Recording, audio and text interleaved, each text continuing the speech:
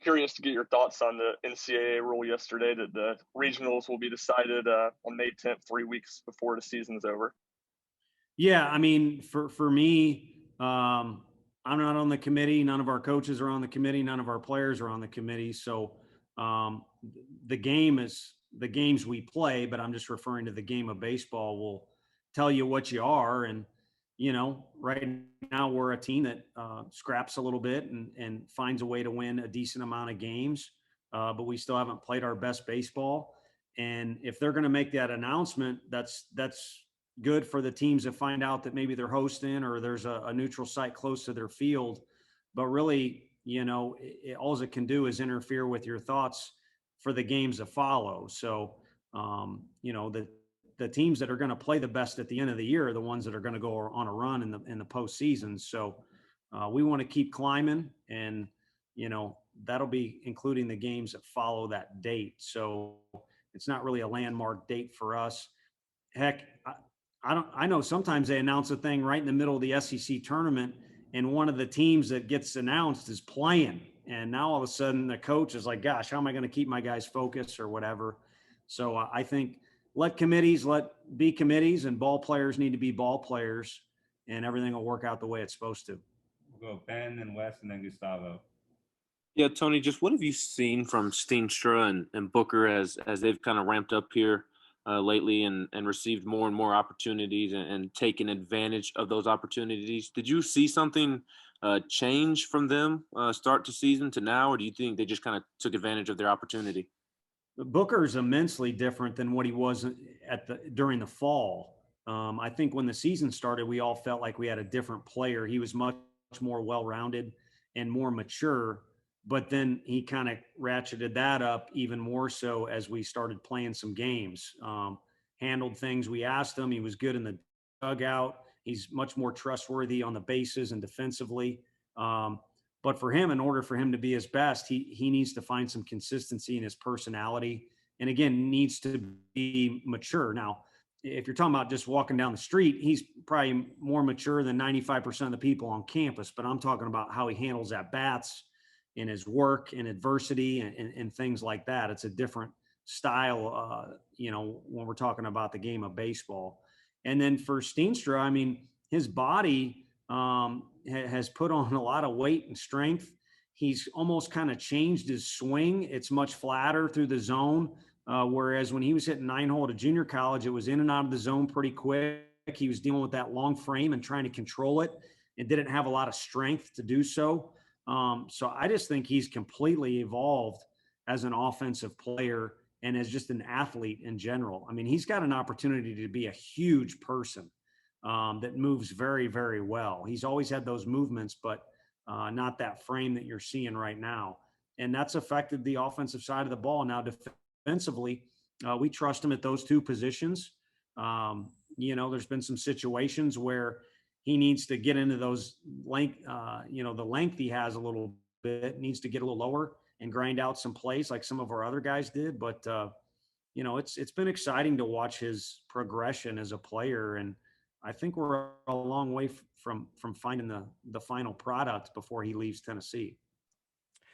Yeah, Tony, I was going to ask you about Steenstra also. When you look at that size, I imagine a lot of coaches have probably at some point thought, well, he's going to grow out of being a shortstop just because, maybe Tulowitzki was that big, A-Rod at some point, but you just don't see a lot of guys with that size at that spot. Can he really defend that position and stay there for the long term? Yeah, I truly think he can. I think at this point, he was a little gun shy. I saw him when his first start came up on a Sunday at Georgia Southern. I saw him in the corner, and you could tell he was kind of overcooking the situation a little bit. And he got out there, and the play showed that. Now that he just sees his name in the lineup, or we say, hey, you're pinch hitting or going in, he just goes and plays. But having said that, I think, he still can play a better brand of defense at times. So I don't think we've really even seen you guys have seen, I should say, what we've seen in practice and what they saw at the junior college. He can defend as well as anybody at that position. And yeah, he's tall, he's gotten bigger, but the movements are there. I mean, he moves like a basketball point guard, but he has the height of a I'd have to ask Coach Barnes, but on my high school team, we would have been dishing it to him down low, or other people would have been. I would have been cheering from the bench probably. Gustavo? Today it seemed the crowd was excited. I came in at 5 and the lines to get in, there's some sort of excitement, to watch your guys play. How do you, kept the excitement? Sometimes you have to kind of tone it down with your players, and, even, the guys are ranked number 4, you guys have to keep it engaged. Yeah, well, I can tell you right now that's too high. I mean, you got a full healthy roster and some Jackson Leaf and stuff like that.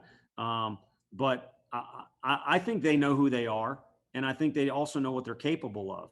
And anything else is extra. And then as far as, the excitement, I think for now it's going to be a while in this program before people really don't take a lot of pride in a little extra crowd size, a little extra crowd enthusiasm, a few more kids maybe asking for an autograph, or winning a game, or extra or new paint going up on a wall in our facility, or an extra room being provided to do this or that. I think our guys really appreciate that, and they almost selfishly or they almost give themselves too much credit, which isn't the best way to say it, but they really emphasize, is what I should say, the fact that they earned it.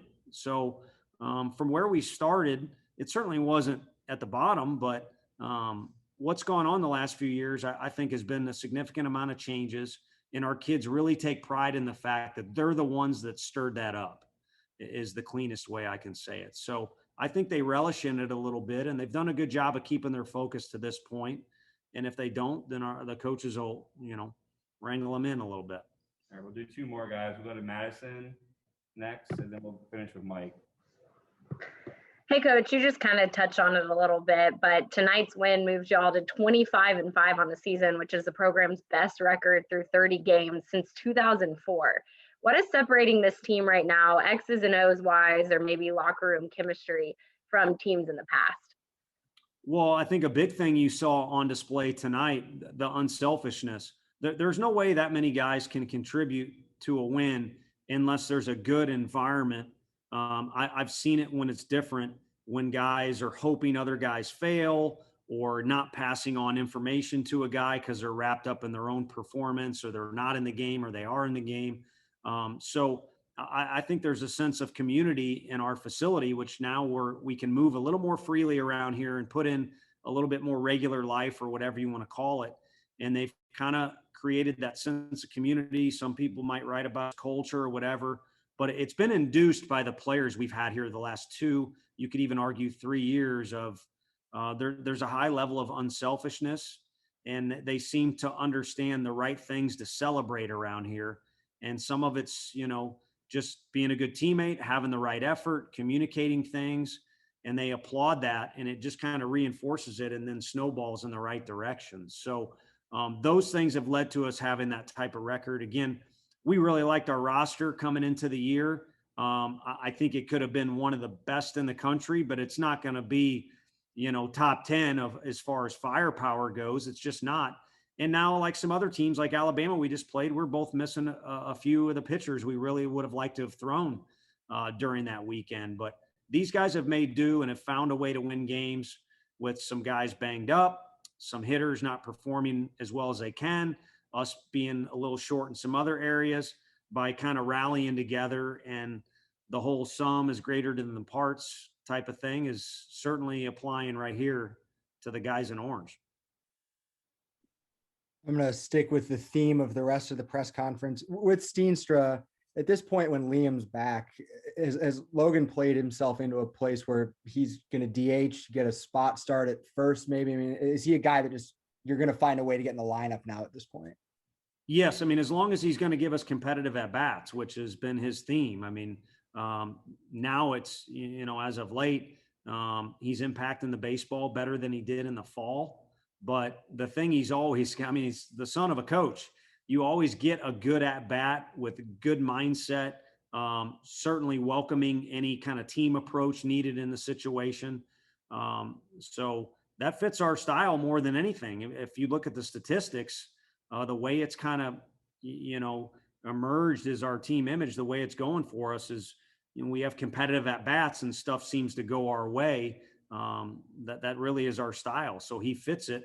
And like I said, I mean, with the way he moves and how big of a target he is at first, or how long he is at short and how much ground he can cover, we trust him. So you kind of hit the nail on the head.